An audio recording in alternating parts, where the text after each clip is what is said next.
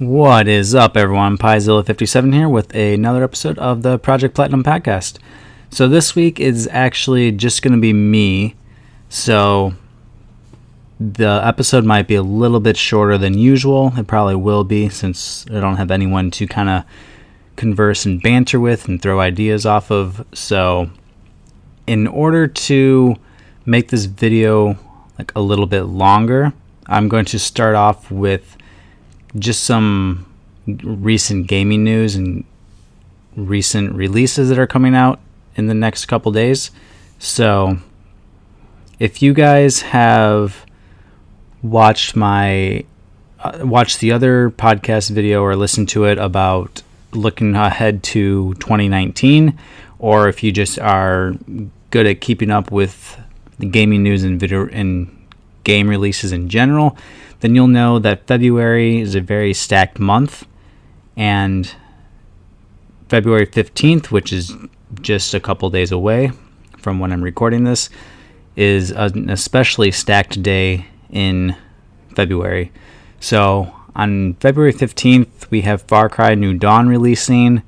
There's going to be, I think, Jump Force is releasing that day. Metro Exodus is releasing that day. Metro Exodus was originally going to be releasing on, I think, the 22nd, but it actually got pushed forward to the 15th, which is something you don't hear or see very often. Usually games are getting their release dates pushed back, but in this case it got pushed forward, so good for Metro Exodus. Let's see, I think also Crackdown 3 is also releasing on the 15th, and that's an Xbox exclusive. That game has been announced for many years. It got pushed back so many times, but it's finally releasing in just a couple days. And while I'm not going to be playing it, because I don't play Xbox in general very much, even though I have an Xbox One, the Crackdown games aren't something, they're not games I got into very much growing up when I played the 360, so I'm not really looking forward to too much, so I doubt I'll play it. But for Xbox and for people who are looking forward to it and that are into the Crackdown games, then I hope it's everything you expect. I hope it does well. But yeah, so of the games I mentioned, Far Cry New Dawn is the only one I'm going to be getting right away. I actually just pre-ordered it earlier today. It's downloading right now on my PlayStation, so I'll be ready. It'll be ready to play when it first comes out. So I'm looking forward to it. And in one of the other podcast videos, I don't remember which one, I think it was also the one looking ahead to 2019, I talked about Far Cry New Dawn and how I think the smaller scope of this game is going to be a perfect fit for Far Cry, and I do still believe that. So if you guys don't know, Far Cry New Dawn is kind of like it's not exactly a spin-off like Primal was, but it's sort of like Primal in that it's smaller scope, and it's kind of like a larger scale DLC type game. And it takes place, I think, 17 years after the events of Far Cry 5, so it actually does follow the events of Far Cry 5, except you have different protagonists that you play as. You can still play the game in co-op, and the starting price point is $40, so that alone should tell you that it's going to be a little bit smaller scale. But yeah, I think it's going to be really good for the Far Cry game, because in my opinion, as much as I enjoy the other Far Cry games, the maps are a little bit too big at times, and there's not too much to do to fill it up at certain points. But so I think kind of taking the map and the size of the game and just narrowing it down a little bit, I think it's going to be really good for the game. So I'm looking forward to trying it. It looks really good. It's got that post-apocalyptic-esque feel to it. Some of the guns look really good and a lot of fun. The Far Cry games always have really good gunplay, so, and gameplay in general. So we'll see how it does. I'm looking forward to it. But that's the only game I think I'll be getting well, it is the only game I'll be getting right away. Like I said, Crackdown 3 I'm not planning on getting. Jump Force I'm not planning on getting because I'm not a big fan of fighters. The only The only thing that stands out to me in that game is being able to play as Yu-Gi-Moto, which would be a lot of fun because I enjoy Yu-Gi-Oh. But Crackdown or Metro Exodus, I do plan on picking up and playing at some point. I actually have yet to play the other two Metro games. I've owned them for quite a while now, picking them up in sales. So hopefully soon I'll be able to play through those, and then I'll pick up Metro in a sale. So the other thing I wanted to mention in this segment was which is actually going to be a good segue into the today's episode, but Resident Evil 2 is receiving free DLC on Friday as well. And this DLC is called, I think, like the Ghost Survivor Stories or something like that. And if I remember correctly, there are 3 different stories, like mini stories that you'll be able to play. One features the mayor's daughter. One features the shopkeeper and his daughter from Leon's story. And I don't remember what the third one is. But yeah, that's coming out on Friday as well, and that's going to be free DLC. So I'm really looking forward to going back to that game because I loved every minute of it. But so I think that sums it up for this segment. Like I said, I kind of wanted to do this little segment just to kind of lengthen the episode a little bit, so it's not like 10 minutes of me talking about whatever it is and ending the episode there. So it lengthens the episode by a little bit. But hopefully this was helpful and useful for you guys. If you liked this segment and you want me to start including a small segment of gaming news / releases at the beginning of every episode, then let me know and I will gladly do that. I was kind of pressed for time to record this one. That's kind of why I'm recording it by myself and didn't have anyone else readily available. So unfortunately, I was not as prepared as I wish I were for this part of it. I would have liked to include a little bit more general gaming news instead of just releases. But considering February 15th is such a stacked day for video games and DLC releasing, I thought that it worked out just fine for this time. But yeah, if you would like for me to include a type of segment like this at the beginning of every episode, then let me know. And so before we get into the actual topic for this week, another thing I wanted to mention was, so if you've listened to one of my other videos on my main YouTube channel, or if you've listened the channel update one, or if you've listened to the pilot episode of this podcast, you will know that I'm trying to get into Twitch a little bit more, streaming games. And while right now, if I were to stream, it's only through, at least streaming video games, it'd be only through my PS4, and I don't have a PS4 iCamera or whatever it's called to use for that. So it'd just be through the streaming app on the PlayStation until I get a PC, hopefully this summer. However, I've thought about doing some kind of like IRL streams with a webcam on Twitch, and one thing I had in mind was streaming me and my guests recording this. Now we do all of our recording through a Discord voice chat, so we wouldn't have all of us we're not all together recording this. So if I were to stream this on Twitch, you would only see me talking, but you'd be able to hear everyone else. But I thought that would be, not only would that be a good way to kind of get into streaming in general a little bit more and learning the ropes of Twitch and stuff like that, because I have some other ideas for IRL streams as well, but I thought it would also be a good chance for the audience, for you guys, to kind of be a little bit more part of these episodes. So I'd be streaming us talking about whatever the topic is and stuff like that, and you guys would be able to be in the comments and give feedback, or also give your opinions on whatever the topic we're talking about is. For instance, the topic this week is talking about remaking and remastering video games and whether I personally think it's a good or a bad thing. So if I were to, for example, if I were streaming that today, you'd be able to see me recording, just me this time, and you guys would be able to type in the comments some of your opinions as I'm going through, and I'd be able to read them off.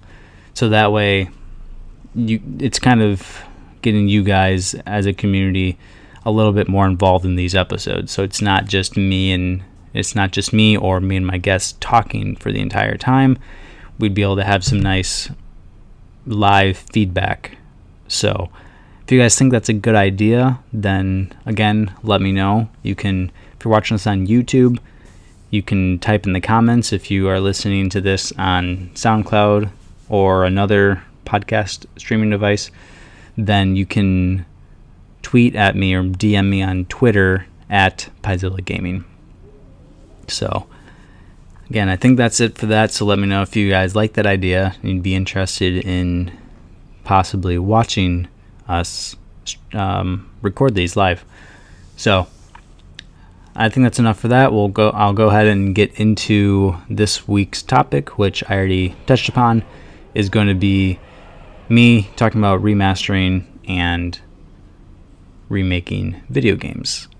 So I thought this would be a good time to talk about this topic because Resident Evil 2, that game was just recently remade and released a few weeks ago, and it has had tremendous success in the community.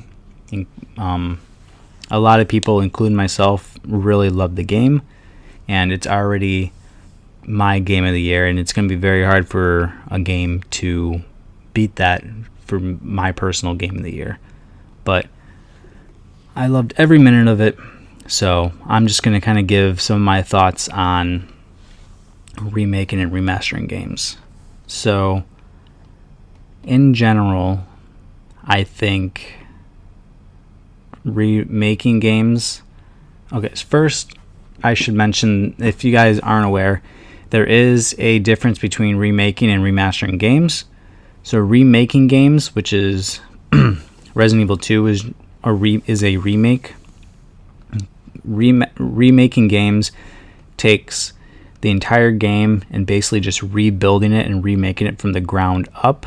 So you're introducing whole new mechanics. You're taking like the same core story and stuff and just rebuilding it with modern technology, the modern engine. Like Resident Evil 2 was originally released, I think, back in like 1998 or something like that.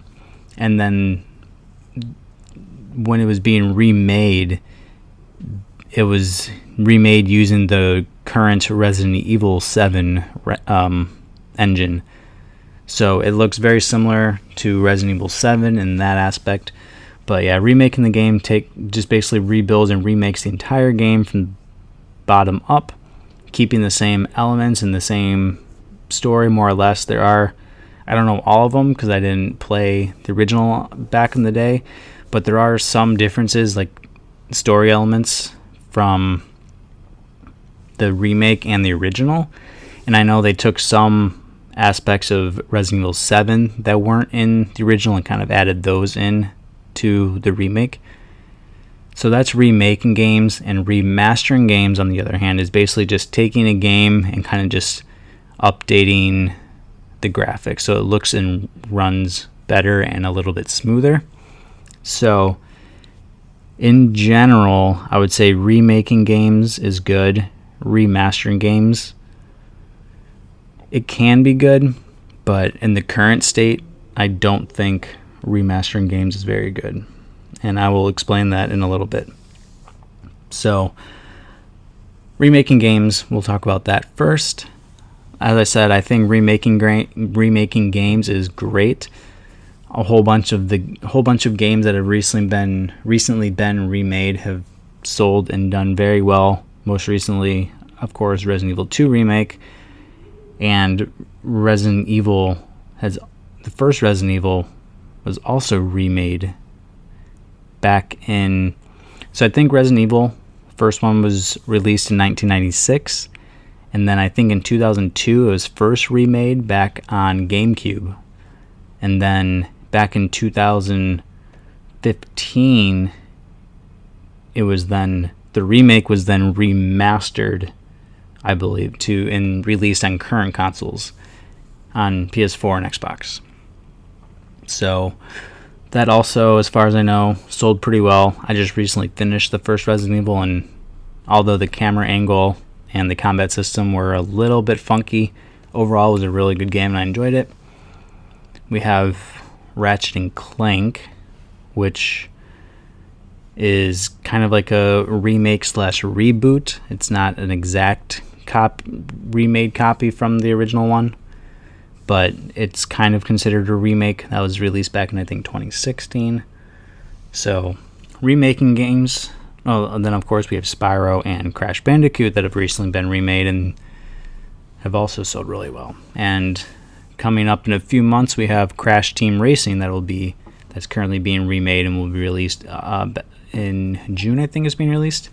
So, remaking games has had a history of success in recent times, and I think it will continue having great success because the concept of remaking games, I think, is great, and I think the reason it has done very well is because these companies are taking fan favorites from way back in the day that are very outdated, that were originally like on PS1, and they're remaking them for current consoles, because obviously back in the PS1 era, games didn't look nearly as good, they didn't run nearly as good, obviously because the technology back then was not even close to how it is nowadays. So I think taking these fan favorites from way back in the day and being able to remake them with better mechanics and making them look and run much better with modern technology, and it makes sense that these are going to sell very well, and they have. And again, I think a lot of it is because these are fan favorites. These companies aren't just taking any old random game and remaking them. And the other key reason that I think remaking these games have sold well and has done well for the industry, which is not apparent in remastering games, is these companies are being selective and aren't constantly remaking games. So I think that's very key, and I'll talk about that when I'm with remastering games, because that is not the case with remastering games, and I think that's one of the reasons nowadays remastering games just kind of hurt the industry. But that being said, yeah, I think that's one reason I personally think remaking games has done very well and is helping the industry thrive. One, because they're fan favorites, and two, just because companies are being selective with the games they remake, and they're not always remaking games. So Capcom has pretty much confirmed that a Resident Evil 3 remake is going to be happening, and there's a rumor that they claim it's going to be releasing before Resident Evil 8 even releases. So we'll see if that's actually true. And it makes sense considering how well Resident Evil 2 remake sold, and also if Resident Evil 3 were to be remastered, that means all current canon Resident Evil games will be on current consoles, and I think that's going to be great. And I have all of them but 6 and 3. 6 I can pick up anytime. And again, I haven't played 3 back in the day when it first released back on PlayStation 1.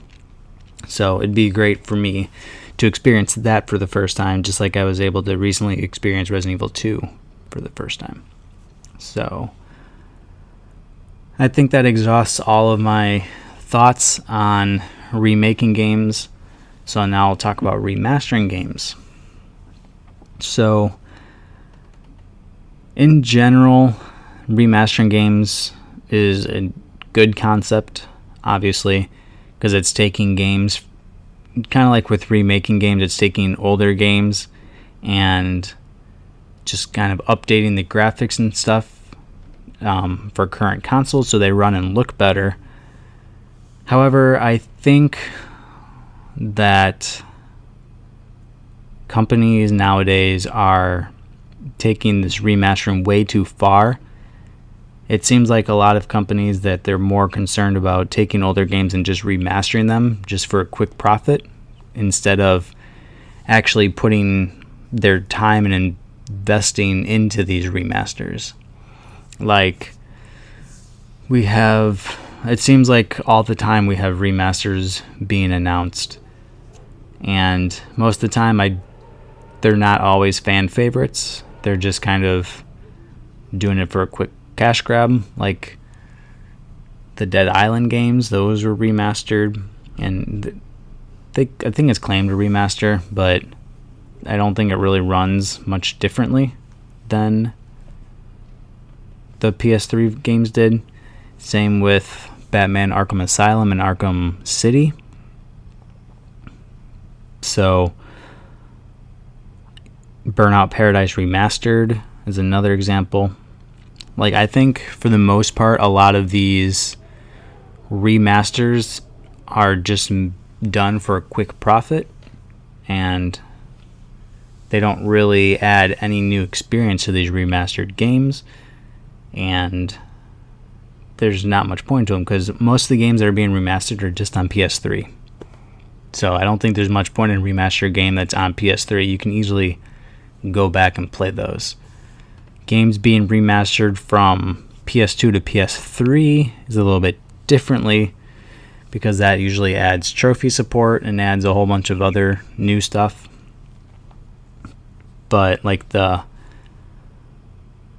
Splinter Cell games, Splinter Cell first one, Splinter Cell Pandora Tomorrow, and Splinter Cell Chaos Theory, those are remastered from PS2/GameCube /Xbox and was remastered and put into one collection on the PS3, and it adds trophy support and stuff like that. So I think that's really helpful and really nice. But taking a game from PS3, where like Dead Island or the Arkham games, and just putting them on PS4, like those are more ports and not really remastering games. So I think most companies are just doing that for a quick cash grab nowadays instead of taking their time and investing in new games, which is what they should be doing. That being said, some remasters obviously do pretty well and make a little bit more sense. Like, for example, the Uncharted games, Uncharted 1, 2, and 3. Like, I don't think the PS4 versions are much different in terms of like graphics and stuff like that from between PS3 and PS4, but at least the PS4 Nathan Drake collection does change some things and add some things as well. Like on PS3, Uncharted 2 and Uncharted 3 had some terrible DLC grindy multiplayer trophies where Naughty Dog kind of took advantage of people and would nerf guns and stuff like that just to kind of make it pay to win. But on the remaster version, they took the multiplayer out for 2 and 3. There was no multiplayer for Uncharted 1, but they took it out for Uncharted 2 and 3, and instead they added in a DLC trophy list for 1, 2, and 3 that adds a new difficulty, brutal difficulty. On the PS3 versions, crushing difficulty was the highest difficulty, and it's still there on the PS4 versions, and you still need to beat that for the platinum. However, there's a new difficulty that was added on the Nathan Drake collection, which is brutal difficulty, which is the step above. And then it also added some like new costumes. It added photo mode, and it also added speedrunning trophies. So it actually added, it removed multiplayer, which is always good, especially when the multiplayer is as poor as Uncharted 2 and 3 was. And it added a new difficulty, and it added speedrunning trophies and a new speedrunning mechanic in photo mode. So even though it didn't add much in terms of graphics and how well the game runs, it added stuff in other aspects, as I mentioned. So I think that for the most part is fine. But yeah, so that's one example of it doing a remaster done, I shouldn't say done right, but done well, I guess. I don't really have a standard in mind of how a remaster should be done. So I'm not going to, so it's hard, I can't really say whether, this remaster is done right, this remaster is done wrong, because obviously it's up to everyone. Some people think remasters are a great thing. And you see nowadays everyone talking about like, I want this game is my favorite game, I want it being remastered. And yes, it's easy to say that. There are tons of games I'm sure I could say, I want this game remastered. But I have to take into account that I would rather have new games than resources and time being wasted on crappy remasters. For the most part, I think remasters should not be, there shouldn't be as many remasters there are nowadays, in my opinion.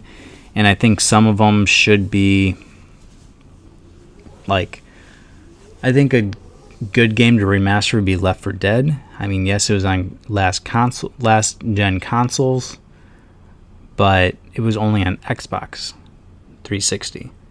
So I think remastering the Left 4 Dead games and bringing them to not only Xbox One but PS4, I think that would be a really good idea for a remaster.